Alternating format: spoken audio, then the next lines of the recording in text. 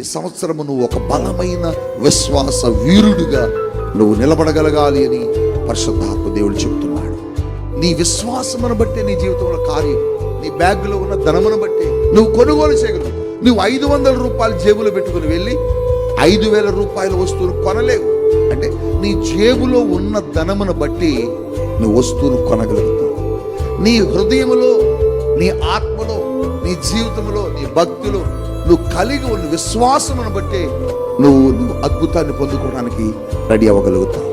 ఎలాంటి విశ్వాసం కలిగి ఉండాలంటే అక్కడ ఏమీ లేకపోయినా దేవుడు నాకు చేస్తాడు అనే విశ్వాసం నీకు రావాలి. అసలు అక్కడ ఏమి జరగదు అని ప్రజలు అంటున్నా దేవుడు నా కొరకు చేస్తాడు అని ఒక విశ్వాసంలో నువ్వు రావాలి. నీ వల్ల కాదు అని మనుషులు చెప్పొచ్చు, ఇది నువ్వు చెయ్యలేవు అని నీ మనుషులు నీతో మాట్లాడవచ్చు, ఇది నువ్వు జరిగించలేవు, నీ వల్ల కాదు అని నీతో ఉన్నవారు ప్రకటించవచ్చు. నువ్వు చెప్పాల్సింది ఏంటంటే నా కొరకు దేవుడు ఏదైనా నా నిమిత్తము చేయగలడు అని నువ్వు చెప్పగలగా.